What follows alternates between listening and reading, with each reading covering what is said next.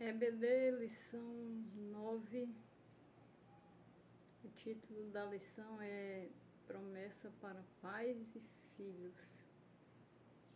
Estamos estudando as promessas de Deus para os homens, para a natureza, para salvar o homem da natureza humana.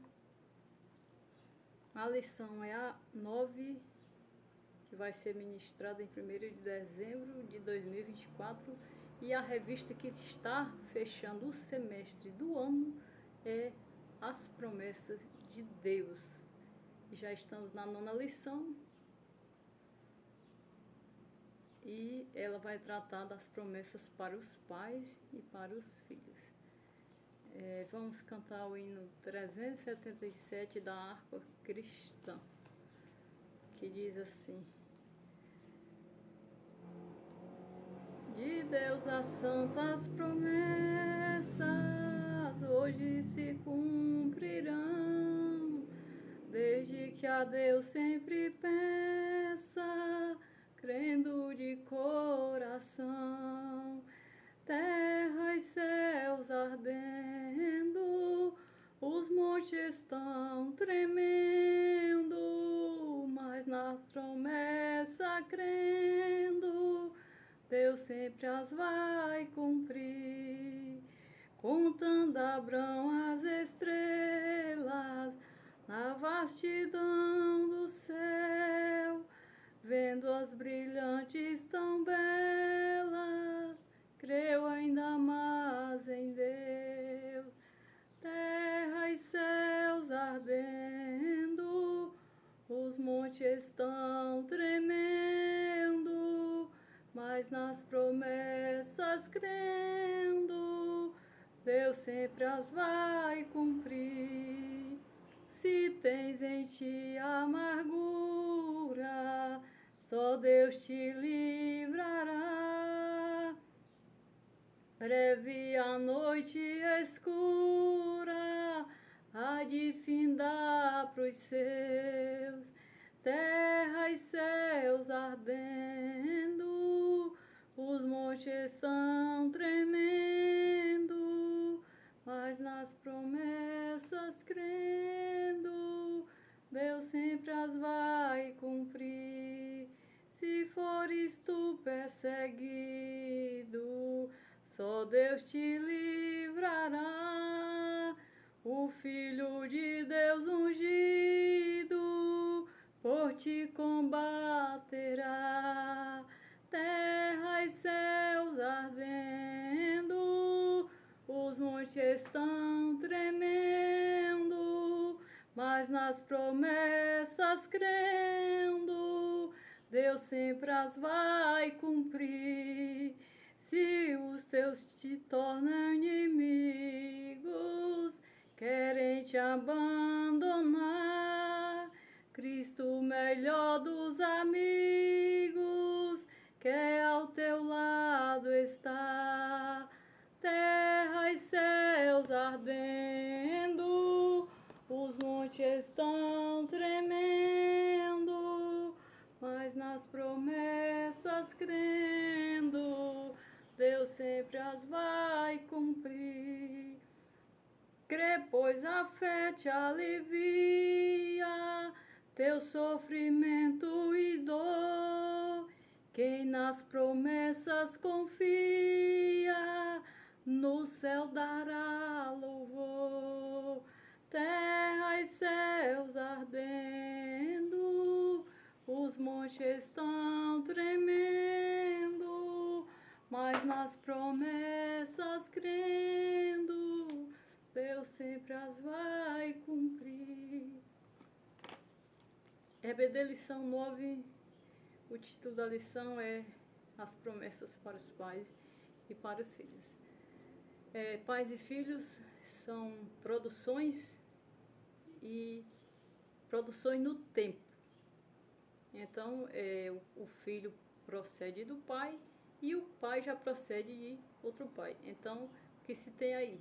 Se tem uma continuidade, uma sequência, que se pega como pais, produtores e filhos seres gerados de um pai. E a lição vai ver quais são as promessas de Deus para esta posição do homem como filho de Deus, como filho do Senhor.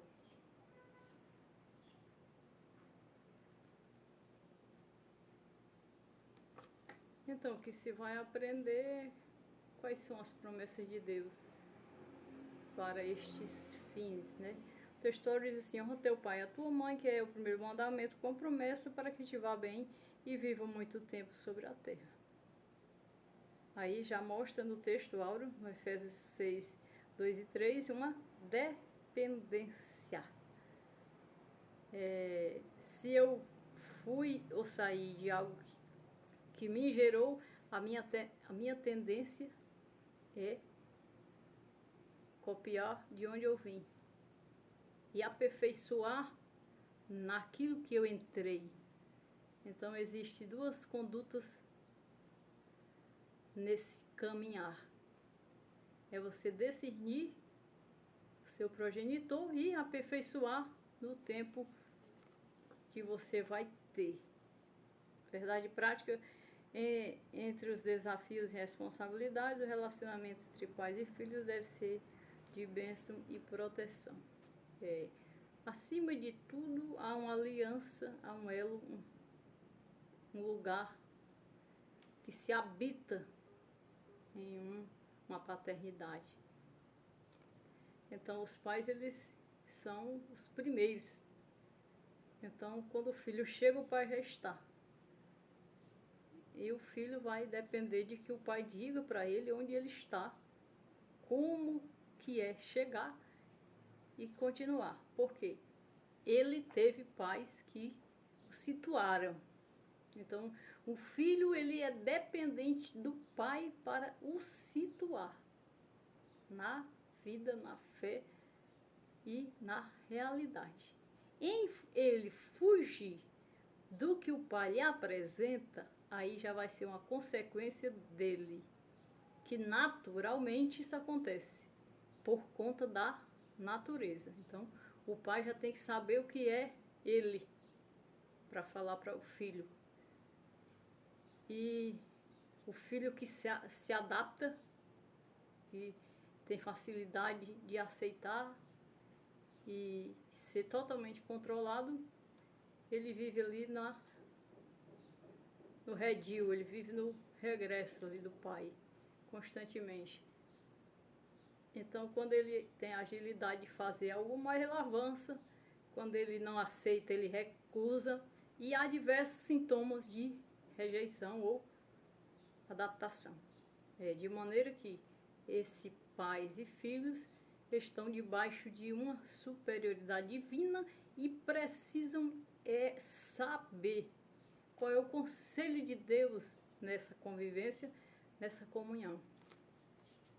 Até onde Deus pode tomar esse filho, até onde Deus pode tomar esse pai e ter uma história diferenciada, nova, e até onde cada um pode ir, tanto como filho, como pai, como servo de Deus e como filhos. A palavra está em Salmo 127, que está escrito: eis que os filhos são a herança do Senhor e o fruto do ventre o seu galardão. Como flecha na mão do valente, assim são os filhos da mocidade. Bem-aventurado o homem que enche dele a sua aljava, não serão confundidos quando falarem com seus inimigos à porta. Esse é o Salmo 127.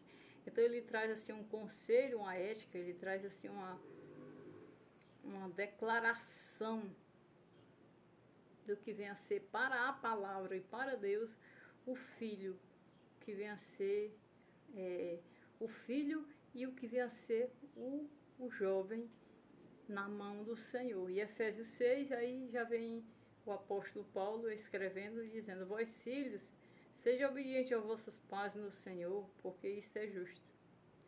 Honra teu pai e a tua mãe, que é o primeiro mandamento com promessa, para que te vá bem, e viva muito tempo sobre a terra.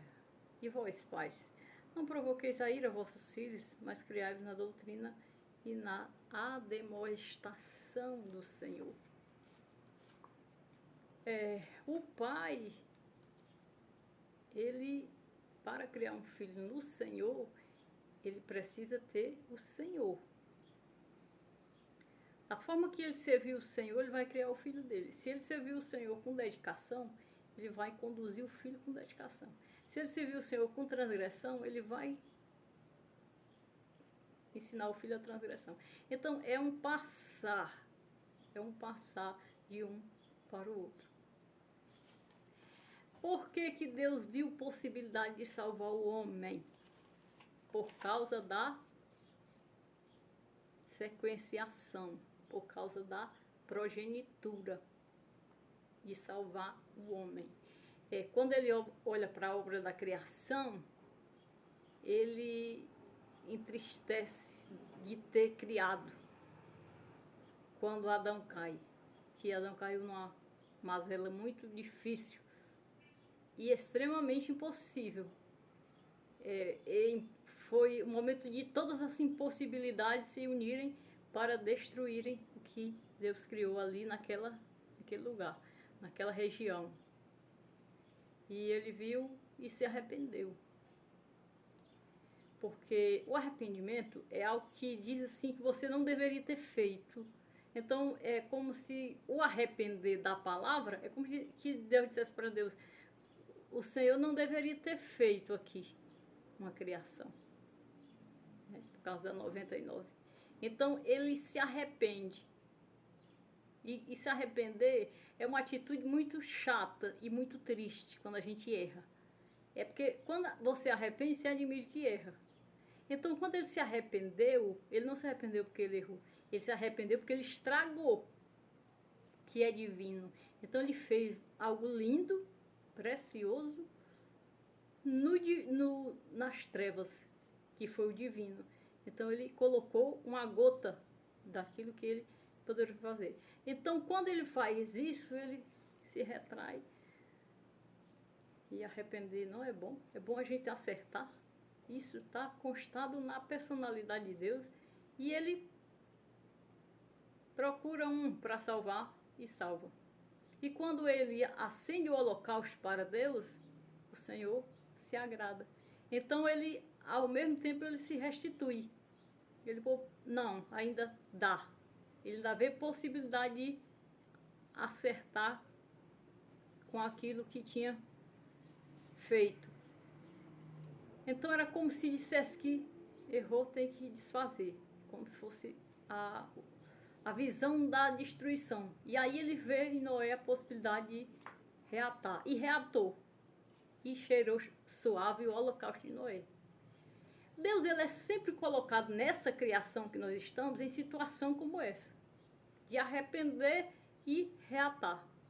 E a igreja não é diferente. O povo de Israel, meu Deus do céu, era uma questão de guerra, era uma questão de palavra. Agora a palavra dele já estava lançada. Então pela palavra estava segurada a promessa, mas pelas ações e as correspondências não tinha nem como Israel chegar até o fim e trazer o Messias. E quando chega o tempo do Messias, a mulher bem-aventurada, a jovem bem-aventurada, ela tem um parto numa estalagem. Aquela criança, ela começa a ser perseguida, ela tem que correr, ela tem que viver no Egito, como se ela não fosse uma promessa de Deus. Tem que sair totalmente do plano. Então, quando a gente olha para aquele plano ali, ele fica todo desconjuntado. Ele nasce em Belém, numa estrebaria. Ela foi o primeiro parto. Ela sofreu muito. E ela sofreu tanto porque ela não teve maternidade. Ela teve debaixo de um lugar de animais dormir. Imagine no tempo dela, que seria uma estalagem. E quando ela vai para o Egito com ele, como se ele não tivesse uma grande obrigação e uma grande promessa sobre o trono de Davi. Então, tudo isso a gente vê que persegue aquilo que o Senhor fez. Isso pode nos lembrar do que Deus se arrependeu. Às vezes Deus tem uma promessa conosco e a promessa não passa próximo por conta da adversidade onde estamos situados. Então isso dificulta a aceitação e a promessa se cumprir. Então é o momento do arrepender. E do consertar é quando encontra como fazer alguma coisa em cima de uma promessa. Então é sempre muito arriscado, é sempre pôr um triz. A igreja do Senhor é um pôr um triz. O povo de Israel foi um triz. Então é tudo muito pequeno e rápido para que a gente possa ver a glória de Deus. Porque a glória de Deus é algo realmente muito alto, muito diferente. Ele disse, o meu reino não é deste mundo, verdadeiramente. Então, enquanto que, ao mesmo tempo, ele é melhor do que todos. Ele é a maior opção de existência. Né? E a vida que ele tem, que ele é hoje, nós não temos nem capacidade de conhecer em termos de olho, com esse olho humano. Com esse olho natural não é possível nem ser expresso, senão as contragotas da palavra, do Espírito, dos anjos do Senhor, das experiências. Então nós temos pequenas experiências mediante o que na verdade é.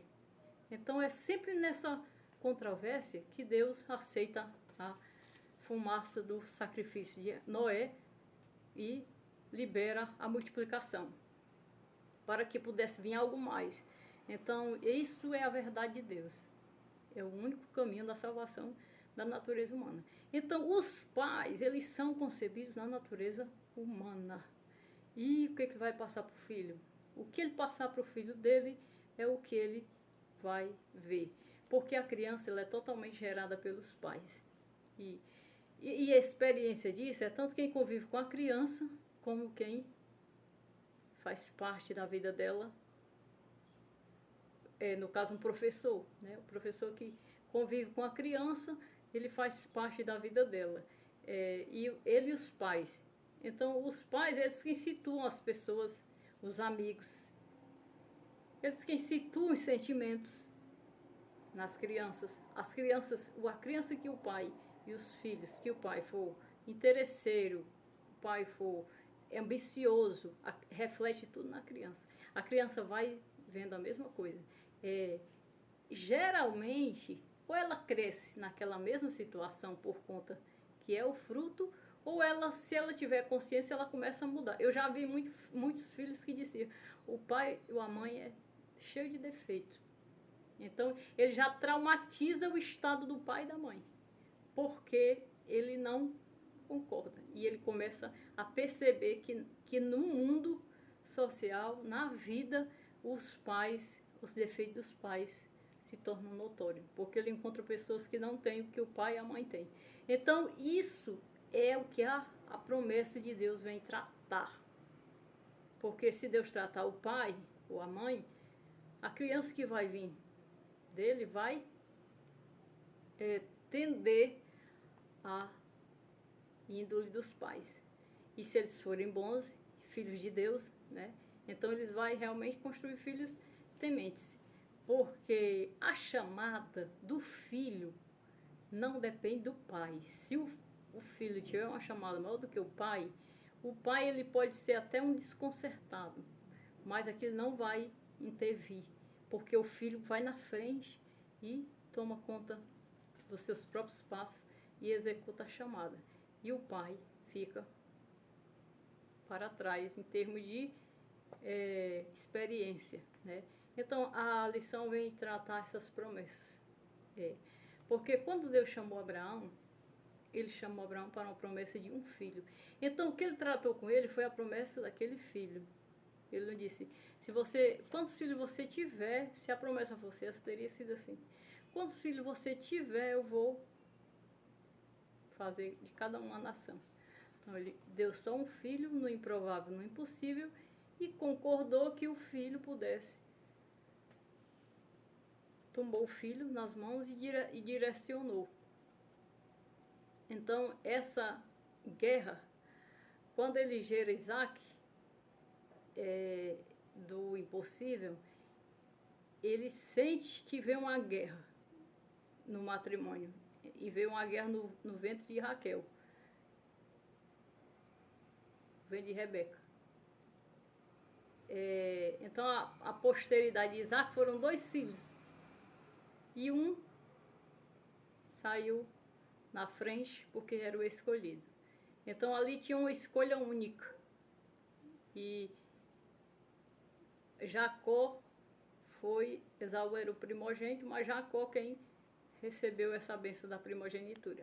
As habilidades de Jacó eram muito mais rápidas e ágeis, porque ele conseguiu tirar. Então ali naquele parto só tinha dois filhos. E eles nasceram de um mesmo parto, só que um nasceu primeiro.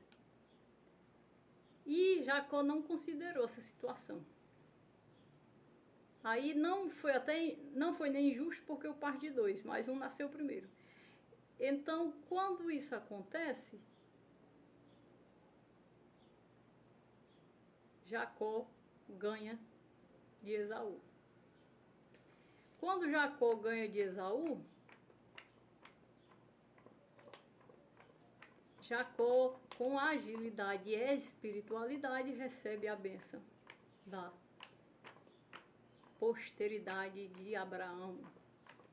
E aí nasce os 12 filhos de Jacó, e não de Isaac. Mas vamos para a lição, né? Então a lição vai falar dessa posteridade. A introdução fala que é para estudar a respeito das promessas de Deus. E os 3 pontos falam do relacionamento entre pais e filhos, relacionamentos bíblicos, cuidado dos pais com os filhos e bênção de pais e filhos. Deus, ele quando chama, ele chama para abençoar. E quando ele abençoa, ele, além de dar o matrimônio, ele dá a herança do matrimônio.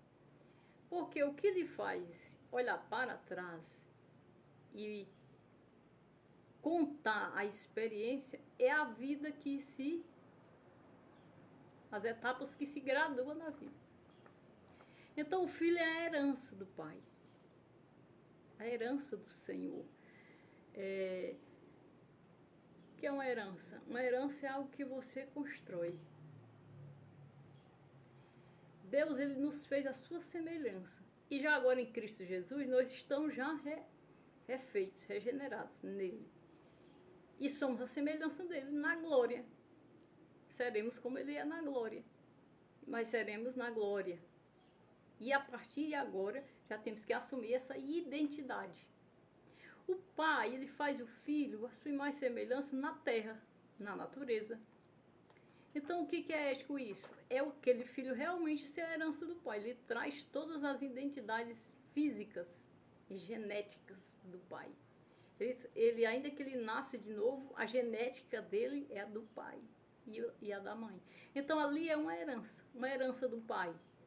Pode ser a estatura, a cor, pode ser a bênção, pode ser o racionar. Então, tudo que o pai tem, que aquele filho tem, ele está herdando do pai. Se o pai tem uma grande virtude e não passou para o filho, meu filho não tem a virtude que eu tenho, então ele não herdou. Ele não herdou a herança desse pai. Porque o filho é a herança do pai. Então ele leva o que o pai tem. No sangue, na qualidade, no comportamento. Quando leva. Quando não leva, ele leva no DNA.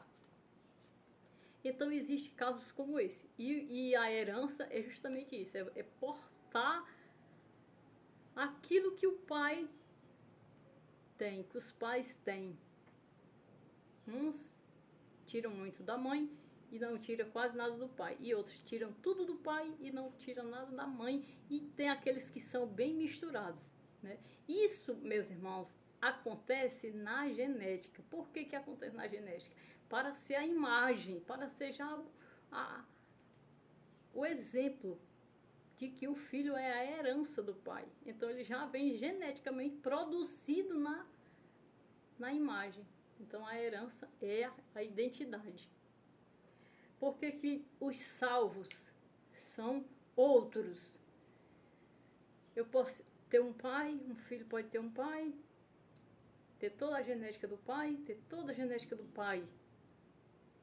Com a mãe às vezes fala, não tem nada comigo, foi toda a herança do pai. Ou então o pai fala, não tem nada comigo, foi toda a herança da mãe. Então às vezes ele tem isso e ele nasce de Deus. Então o que vai valer para Deus é a genética de Deus. Porque ele tem que trocar tudo que não serve da herança do pai geneticamente e colocar a herança de Deus. Mas ele é a herança dos pais. Por mais que ele não tenha, que ele nasça de Deus e por mais que ele distante, a herança dele é os pais. É, por exemplo, um filho que é criado por outra família e ele traz a herança e a genética do pai. Ele tá com a herança de outro pai. Quem criou foi esse. Quem está assumindo, mas a herança e a genética dele é de outro pai. É do pai da genética. É como os filhos de Deus enxertados. Cristo era filho de Deus por genética e por espírito. Então ele enxertou-nos. Então nós temos a genética de Cristo. Somos filhos de Deus, mas temos a genética dos pais. Então somos, em parte, herança da natureza condenada e somos, em parte, plenamente gerados por Deus. Então Deus lança uma promessa sobre nós. E lança uma promessa sobre os nossos pais. Então, se ele lançar a promessa a partir de mim, então seriam os meus filhos que teriam a promessa de Deus, porque eu tenho uma promessa de Deus. Então, eu tenho que passar para um filho uma promessa de Deus. Então, se a promessa não veio para o pai, então a promessa foi para o pai que me alcançou. Então, há uma grande diferença. Então, entre o pai e eu. O pai pode não ter o Senhor e o filho pode ter e ser nascido de Deus e receber a promessa de Deus. Mas ele tem a herança do pai e a bênção de Deus. Então, ambos podem ter, só que um filho não compra a promessa espiritual do pai. Ele compra ele ganha o ensinamento e a herança da criação, mas ele não ganha uma promessa espiritual. Um pai que, por exemplo, é um profeta, um pai que é um pastor, se o filho for chamado e for também dedicado, ele vai na mesma do pai, ele pega a promessa do pai. Só que se ele for relaxado, ele perde, então ele não herda. Mas o pai que, por exemplo, é pastor, ele pode produzir um filho pastor, mais de um, desde que o filho possa ter realmente o temor. Ele pode pegar essa promessa para ele de pastor. Como ele pode pegar até a condenação. O pai era pastor, mas os filhos foram tudo para as trevas. Então, tudo isso parte do ensinamento do pai e da herança. Quantos filhos de pais crentes não herdam nem a salvação? Herdam a genética, mas não herdam o novo nascimento. E isso são as promessas de Deus. As promessas de Deus, elas não vão mudar porque é filho de crente. Jamais. A promessa de Deus é no individual. A promessa de Deus não vai mudar porque você é casado com uma mulher muito crente. Ou você é casado com um marido muito crente. Ela vai fazer parte da tua espiritualidade, do teu novo nascimento. Isso é promessa de pais a filhos. O filho pode ser até um filho espiritual. E o pai pode ser até um pai espiritual. Por conta da palavra e da promessa. E a promessa é a bênção e a herança. Então eu posso herdar uma herança de um pai espiritual. E a genética ser de meu pai humano. Mas os filhos são heranças do Senhor. E o Salmo 127 diz: eis que os filhos são herança do Senhor e o fruto do ventre o seu galardão. Mas nós temos que fazer a divisa do que é fruto do ventre e do que é fruto do Espírito. Porque a promessa de Deus e a palavra, meus irmãos, só vai alcançar aqueles que têm entendimento. aqueles que têm o conhecimento da palavra. Você ter o conhecimento é que te salva, porque você vai para o lugar exato da vitória. Quando os filisteus tomaram a arca dos filhos de Deus, o que foi que aconteceu com os filisteus? Eles foram feridos de lepra. Teve uma lepra terrível no meio dos filisteus. E eles tiveram que devolver a arca por conta daquela lepra que açoitava o povo todo. Foi uma pandemia, então eles tiveram que devolver a arca imediatamente, porque eles decidiram que era a arca de Deus. Então a arca de Deus, ela não poderia sair da palavra. Ela tinha que estar no meio do povo, independente que o povo estivesse desconcertado, que o povo tivesse perdido a batalha, porque ela teve o princípio lá. Então, eles não tinham o entendimento e o conhecimento. Eles foram lá catar a arca e trouxeram para o meio do povo. E aí Deus deu diversos sinais de que não poderia e feriu a todos, e eles foram devolver a arca e devolveram mais uma crítica, fizeram mais uma crítica aos filhos de Israel. Mas por que aquilo aconteceu daquela forma? Porque talvez os filisteus eles tinham razão para pegar a arca. Por que razão eles pegaram? Né? De repente eles podem ter ganhado uma batalha, mas eles cataram a arca porque eles não tinham entendimento, porque ele não podia tocar em algo de Deus. Deus quem decide, quem vem agindo. Então, por mais que eu veja um erro na posição deles, por mais que eles vissem o erro, eles não podiam tocar, porque eles não sabiam de quem tinha vindo e quem vinha do princípio a história, né? Então, se meter em questões alheias é como quem pega um cão pela rua, né, e sacode as orelhas. Se ele for feroz, né, ele reage muito mal. Então, isso é o que faz a diferença. Então, eles foram lá devolver e levaram uma imagem criticando a solicitação de Deus pela arca no meio do povo certo. Então, a promessa tem que estar no lugar certo. Não é o que nós achamos, é o que nós conhecemos. E assim é a salvação. A salvação vem para quem está antenado no que é verdade. É o caminho certo. E aí você vai entender a coisa certa e vai fazer a coisa certa. E quando faz, entra no plano de Deus e se torna filho de Deus. Não é o que se acha. E isso com Deus é o que faz a diferença. Porque o conselho de Deus, ele vem na terra há bastante tempo. E ele vem trazendo gerações e gerando vidas. Então, os pais e filhos, os filhos são a herança do Senhor. E ainda ele diz, flecha na mão do valente, ou seja, são úteis e importantes para a sociedade. Por isso, também para os pais diante da sociedade. Por causa desses filhos, os pais se sentem realizados e felizes. Se é uma herança, né, o pai tem como sentir alegria. Aí vem o 2, que diz um mandamento com promessa para os filhos. Os filhos são a herança do Senhor para seus pais. E conforme vemos na Bíblia, em classe, há uma promessa divina mediante a obediência de um mandamento. Nós sabemos que nós estamos na salvação. Então, o pai cristão que recebe do Senhor o filho é herança do Senhor. E a obrigação do pai é realmente criá-lo no temor do Senhor. No temor do Senhor e na boa conduta. Congregado. Toda criança que nasce de pais cristãos e que é criado no meio cristão, ele discerne com certeza quando ele estiver adulto de onde ele veio. Porque os traços e a vivência o define como pais de cristãos, pais de crentes. E ele diz, o primeiro lugar que ele fala é na sala de aula, com o professor, com os colegas.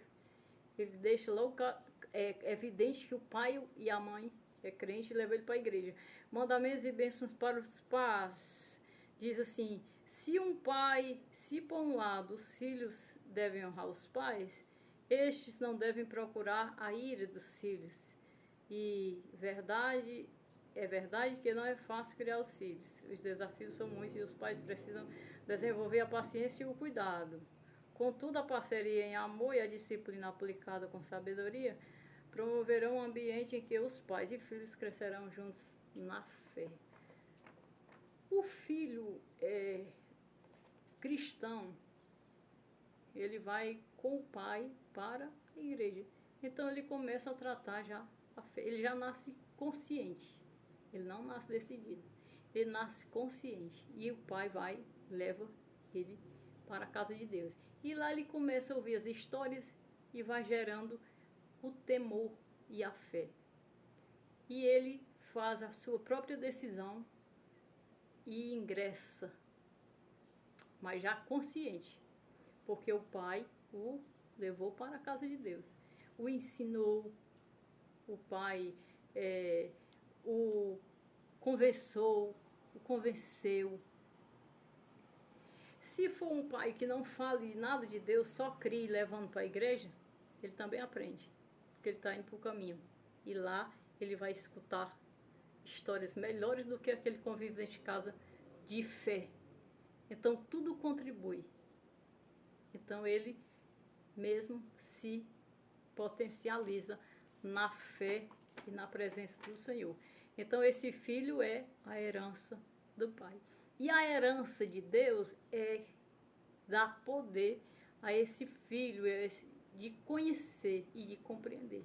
Já pensou se um pai adulto, que tem uma mente adulta e que tem um temor adulto, que o temor de Deus é um entendimento alto, é um entendimento adulto, conduzisse o seu filho para a igreja e não visse no filho a índole, a intervenção da palavra, do ensinamento, do cântico que ele escuta, do louvor, já pensou?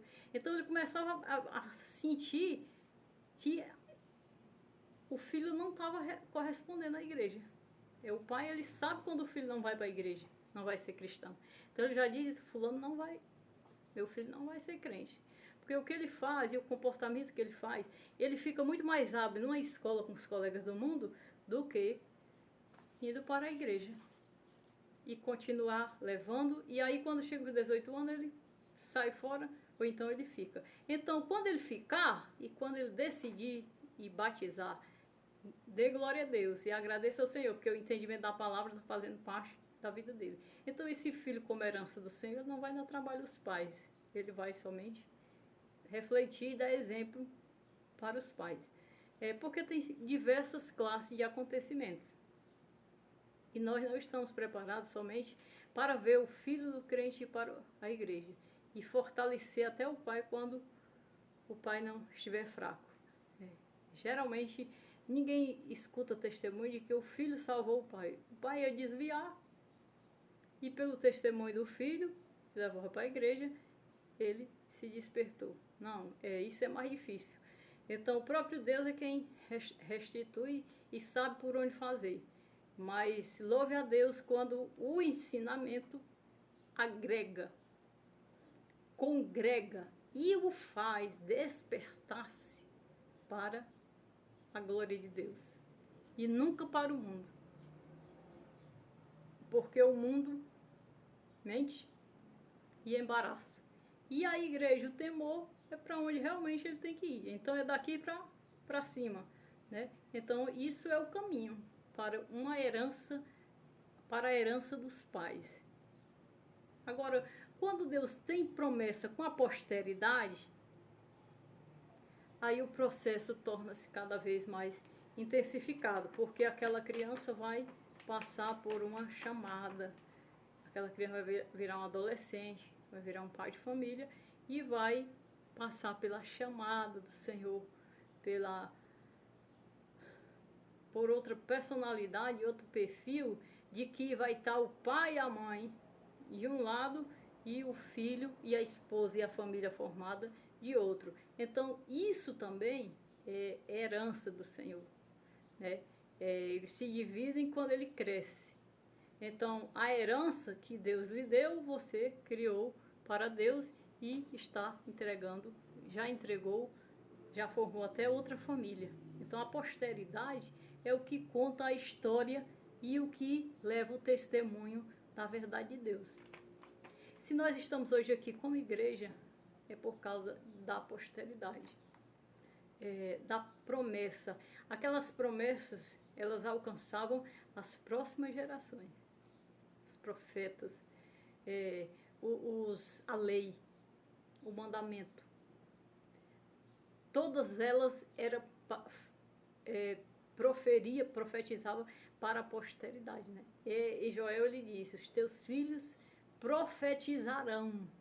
Mas esses filhos não eram somente os das gerações nós estamos emendados, meus irmãos, nós estamos ligados na promessa de Abraão. Quando ele disse, dessas pedras farei filhos a Abraão, olha nós aqui, a igreja. A igreja está ligada à promessa da posteridade de Israel. Nós somos os filhos de Israel pela fé, porque Cristo veio nos unir. Por causa daquela posteridade que Deus gerou, o seu filho, na palavra da promessa, nós estamos aqui. Então nós somos filhos de promessa, nós somos a promessa. A nação eleita, o sacerdócio santo, que é a noiva do Cordeiro, é a promessa de Deus, da posteridade para aqueles pais. Então eu sou filha do pai Abraão. Por Jesus Cristo, eu sou filha dos sacerdotes que andaram no temor do Senhor e que estavam aplanados e alinhados na verdadeira fé. Por Cristo Jesus. Eu faço parte da igreja do apóstolo Paulo. Eu estou sentada dentro dos bancos, dentro do templo que Paulo ensinou. Pedro, João. E isso são a promessa dos pais aos filhos. Então nós alcançamos esse nível de paternidade, de filiação. Esse nível do Espírito Santo, né, em nós. Tudo isso é uma palavra só, é um mandamento único sobre nós. E às vezes nós não discernimos. Nós queremos só elogiar a geração presente, os pais presentes, que têm os seus filhos, que hoje os filhos têm mais facilidade, hoje os filhos têm uma geração melhor para viver. Também a época de onde eles vieram e de onde viemos também havia. Então hoje nós estamos no desenvolvimento da ciência.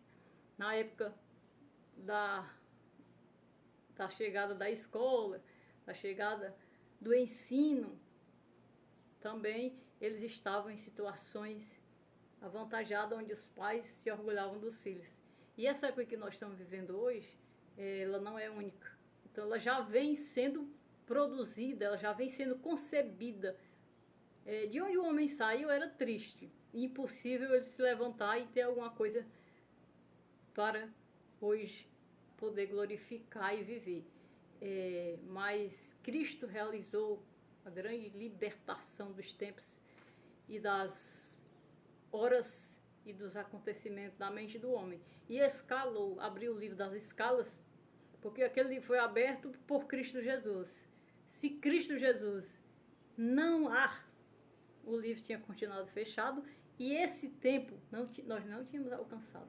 Nós não estávamos aqui hoje. Nós somos filhos da promessa. Filhos e frutos da promessa.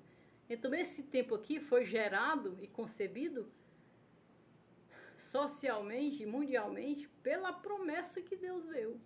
Se Cristo não vem, eles já estavam ou se destruídos ou ainda vivendo de reinos. Mas chegou um ponto crucial em que a palavra tinha que entrar mesmo, porque não dava mais. Mas somos filhos das promessas de Deus a Abraão e da reconstituição em Noé. Então é uma posteridade, uma paternidade muito intensificada para trazer. E quando a palavra vai para pais e filhos, menciona os pais que estão dentro das igrejas, as famílias que estão dentro das igrejas, os filhos dos pais e os pais dos filhos. Mas essa paternidade espiritual já vem de longe. E por isso estamos aqui. O 2 diz, ocupando o cuidado dos pais com os filhos. Então, o filho cresce com o pai nessa simplicidade. O pai tem o filho, apresenta na igreja e ali ele já começa a desenvolver ao temor. E o ministério dele nasce ali. Desde o temor.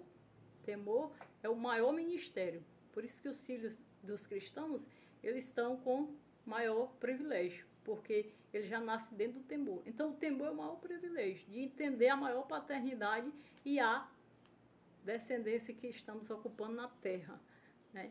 E aí vem o cuidado. Qual é o cuidado? Ele vai cultivar o ensino da palavra. Ele vai ter cuidado para aquele filho ter o ensinamento da palavra. Limita-se só em Jesus? Profundamente pode ser só Jesus. Mas ele vai, se ele crescer no espírito e no entendimento, ele vai circular todos os 4 cantos da verdade. Então ele vai crescer no entendimento, né?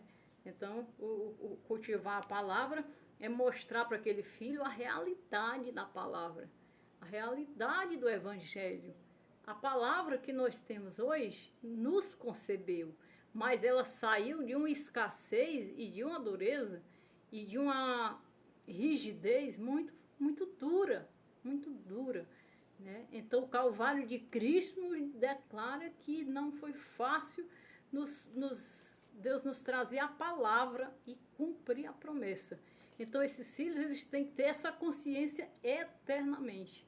Por mais abastados que eles venham ser, eles têm que ter essa consciência para que ele possa ver que a natureza dele é uma das mais frágeis e uma das mais perigosas, dos mais perigosos lugares de habitação. Então ele tem que ter esse despertar para se vencer e para a natureza dele ser realmente consciente da palavra que está nas nossas mãos. Cultivando, aí ele vai tratar, cultivar o ensino da palavra de Deus na família. Nesse aspecto, uma dessas maiores responsabilidades é de cultivar o ensino da palavra de Deus. Cultivar é revirar. Então ele precisa revirar o ensino da palavra dentro da família.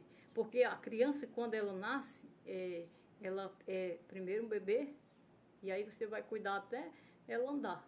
Quando ela começa a andar, você vai cuidar dela cada vez mais, e com 4 anos você começa a levar ela para a escola para aprender.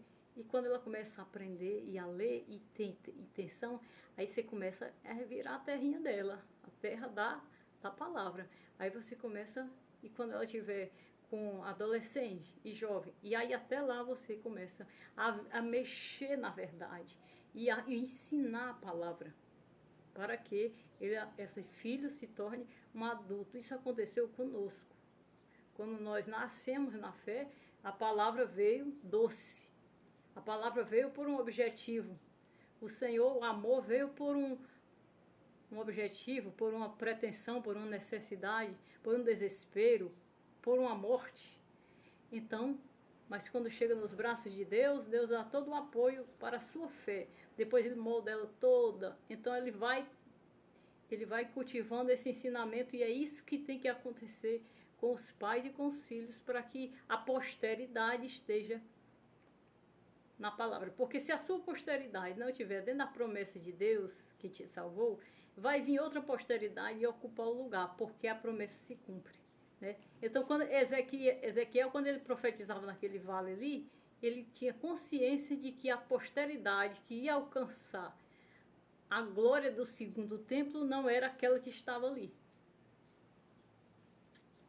Daniel. Por isso ele perguntava o tempo do povo, das abominações que teriam fim. Então ele falava a palavra, mesmo o povo estando desconcertado em abominação. Mas o profeta sabia que o tempo ia mover a geração.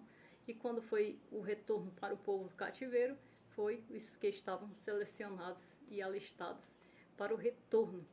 Então o povo foi totalmente reconhecido, os que estavam esperando a promessa ali, né? E aí vem o 3, a prioridade da vida familiar. Todo ser humano precisa de uma família, precisa de um ensinamento. Quando ele nascer uma família sem um ensinamento, é muito difícil para ele. E geralmente ele não só se corrompe, mas como ele sofre, padece muito. Porque o pecado é um sofrer. A pior coisa que tem é você não saber o que fazer, você não saber o que decidir, você não saber nada e nem ter consciência de nada. Então, e achar muita coisa e achar errado. Então, todo ser precisa de uma família para ter um apoio, para ter uma palavra, para ter um valor.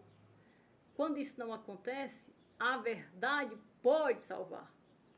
A verdade pode alcançar essa alma, essa pessoa, essa vida, né? Disciplina e estimular os filhos é o quê? Se por um lado deve ocorrer a disciplina, por outro deve ocorrer o elogio, o afago, a demonstração, o carinho, o afeto pelos filhos, para que haja devida confiança e segurança.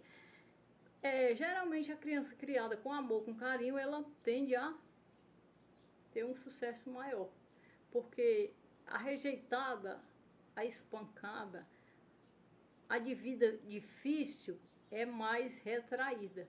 Então ela vai, se ela for para o Senhor, ela vai por outro meio, ela vai por outra razão, né? Então a família tem que ter valor, tanto para os pais como para os filhos. E o pai tem que passar um valor, não é um valor egoísta, é um valor de importância para aquele filho, para aquela filha. E a família tem que estar em prioridade. Porque um filho que é criado sem o amor dos pais, ele não pode gerar amor. Ele vai realmente gerar revolta. E a filha ou o filho ou a família que não tem essa unidade, ela vai nutrir sequelas que é quase irreversível para a fé e para a conduta. Então, se ela nutrir a família, o amor, e ela ligar, se unir na união, ela está construindo o seu próprio bem-estar. Ela está construindo a sua própria herança, porque ela está ela está obedecendo a Deus e fazendo para ela. Por essa razão, os filhos de Israel, eles foram chamados e foram doados, foram entregados à herança de Abraão. E nunca saíram de lá. Está lá a promessa, está lá os filhos da promessa. E sempre eles voltavam para lá. Eles saíam, quando saíram uma vez, ou quando saíam a buscar refúgio, eles sempre, conselho do Senhor, quando ia decidir pelo Senhor, o Senhor mandava que voltassem para lá, porque lá era o lugar da promessa.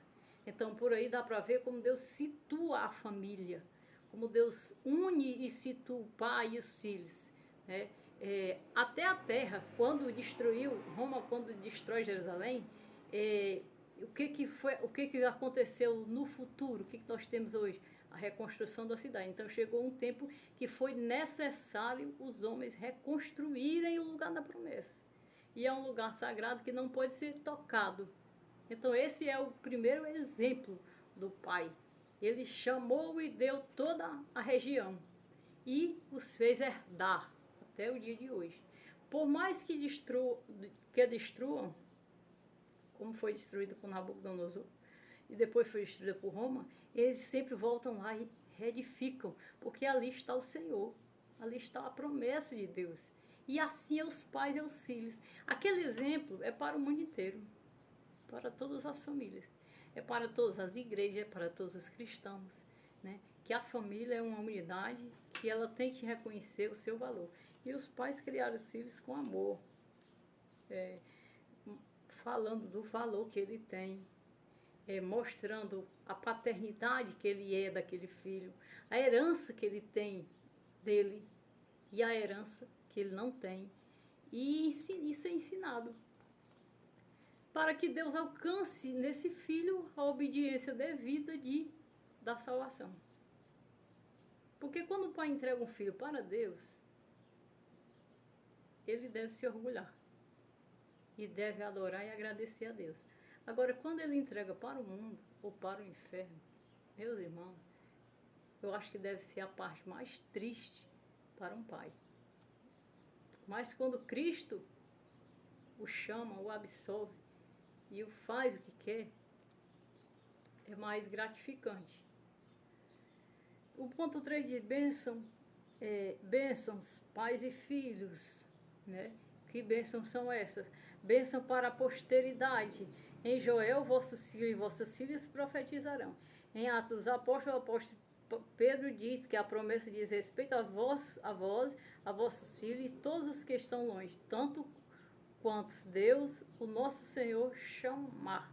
Então, essa bênção para a posteridade é, por exemplo, a família do cristão que tem a promessa e a posteridade que vier. Mas a posteridade é aquela que vem pelo Espírito Santo. Porque se em uma igreja todos os filhos dos crentes não ocuparem o devido lugar dos pais, vai vir alguém lá de fora e vai ocupar como filho de Deus. Então quem vai ocupar são pessoas chamadas por Deus, mas que serão filhos de Deus. É a posteridade. Às vezes nós vemos um pastor e vemos um filho do pastor ocupando o lugar e toda a descendência sendo gerada e levando a descendência daquele pastor que já, entendeu? Então tudo isso é a posteridade. Porque se a posteridade de todos que estão ali dentro não ocuparem a igreja, vai ocupar quem está lá fora. Então essa posteridade de hoje são os filhos de Deus. Os filhos de Deus é aqueles que estão dentro da posteridade da bênção, dentro da descendência da bênção. E a bênção vem pela salvação de Deus. Não pela herança genética, pela herança espiritual. Nós falamos assim, eu particularmente falo assim, porque eu sei que Deus ele não vai separar igreja e filhos de crente. Se isso acontecer dentro das igrejas, essas igrejas amanhã elas estarão fora do plano de Deus. Israel está certo, os filhos de Abraão, porque eram descendentes pelo sangue. Mas Cristo mudou o sacerdócio. Então, se eles tiverem os frutos realmente da igreja, eles vão crescer a obra. Mas se eles tiverem os frutos só dos pais, eles vão reduzir a obra e eles vão bloquear muita ação do Espírito Santo. Porque o que acende é a experiência espiritual, que muitas vezes o filho do crente não tem. Ele tem a facilidade de viver, facilidade de se dar bem, de casar, de ser abençoado, mas ele não tem a experiência espiritual. Aí vem um lá de fora com um novo nascimento de uma experiência tão grande, tão trágica, de uma experiência tão dura, e vem para dentro da igreja e não tem a mesma de realidade. As realidades são contrárias. Então o que vai constar é o poder com que aquela pessoa foi alcançada, né, versus a bênção do que está ali. Então a posteridade é aquilo que está que saiu do Calvário. Não é mais aquilo que é por Abraão. Então ali os filhos de Abraão, da fé, todos estarão por Cristo Jesus. E quem vai discernir o sacerdócio ali daquela igreja é o sacrifício de Cristo. Então é necessário que os pais criem os filhos ensinando a palavra, cultivando a palavra, cultivando os acontecimentos, cultivando as experiências, para que isso não se torne um conforto e se torne um preço, porque é por preço, não é por conforto. E se nós não só recebermos e não cultivarmos aquilo que foi duro para ter, vai se tornar um conforto e ninguém quer sofrer na natureza, nem quer revirar a natureza humana. Quer simplesmente ter para gastar, né? Digamos assim, vamos usar esse termo. Quer simplesmente ter para facilitar, né? E a palavra veio para nós e Jesus mesmo em uma certa dificuldade muito grande. Então nós temos que ver que as pessoas que são alcançadas, elas têm experiências muito duras. E tratar essas pessoas, como hoje já temos o ensinamento, temos o apostolado, desde Paulo já, quem fundou as escolas dos apóstolos, tratar essas experiências para exaltar a Deus e edificar cada vez mais essa pessoa salva, é uma das coisas mais importantes. Os pais, família, lugar onde os filhos devem ser abençoados. A família é onde há a bênção de Deus. Todo filho tem que ter o lugar exato da vitória. E os pais que protegem seus filhos. Os pais devem garantir um ambiente na família em que os filhos se sintam protegidos em cada etapa do desenvolvimento, ou seja, quer na infância, quer na juventude. O filho bem acompanhado, geralmente ele é livrado de todas os galhos, as alfinetadas, os pontapés, ele é livrado de muita coisa. Então ele vem num perfil de diferença e de facilidade interior, psicológica muito maior, né? Então o pai que concebe, os pais que concebem os filhos, vê logo a foto deles. E então eles lutam para tirar da vida dele tudo que para eles foram traumáticos ou foram difíceis. Então eles lutam para que eles não tenham o que eles tiveram, porque todo pai tem uma natureza e uma realidade difícil. Então ele vai lutando para tirar o filho daquilo que ele e colocar e ter um bom resultado, né? O que acaba acontecendo. Então ele cria ele dentro de um padrão familiar muito revestido, muito duplificado, né? Então, e aí ele desenvolve tudo muito rápido e dá continuidade ao ministério do pai. Mas lembrando que a palavra precisa ser cultivada para esse filho. Ele, por mais que você tenha cuidado com ele, para que ele possa realmente não passar aquilo que você passou, que foi esse o processo dos filhos de Israel, foi sempre querendo tirar o que vinha pior. Então ele precisa também processar o que foi construído na palavra. E quando vai para a palavra, a experiência é bem forte. A experiência da palavra é forte para esse filho. Então ele tem que ter consciência dessa experiência. Tanto que uma das razões pelas quais eu entendia que Salomão pediu sabedoria a Deus, que era filho de Davi, era justamente por isso. Ele vinha muita posteridade, mas ele via que não tinha afinidade das coisas acontecerem ou se organizarem. Então ele pediu a sabedoria de Deus. E a sabedoria de Deus fez dele uma pessoa extremamente espetacular. Porque Deus, que era Deus, a sabedoria, deu a ele muitos meios de sobressair, de entrar e sair e de negociar. Então a terra para ele naquele momento ficou sendo como um mapa pequeno para tudo que ele queria fazer e alcançar. E aí ele ia fazendo e teve uma proporção tão forte que tirou ele do Senhor, né? Então não é isso que a palavra quer e que a promessa dos pais para os filhos querem. Eles querem que ele não tire do Senhor. Então se cultivar a palavra, se deixar ele alinhado na palavra, na dificuldade que a palavra trouxe e que o pai tem e teve para entrar no caminho do Senhor, isso pode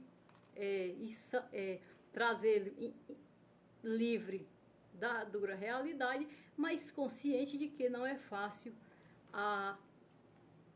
não foi fácil para a palavra e a fé chegar. Então a fé é processada nas experiências espirituais que os pais têm que passar para esses filhos e os levar a ter também. E essa foi a lição 9 da EBD, As Promessas de Deus, para domingo, 1º de dezembro de 2024. Amém.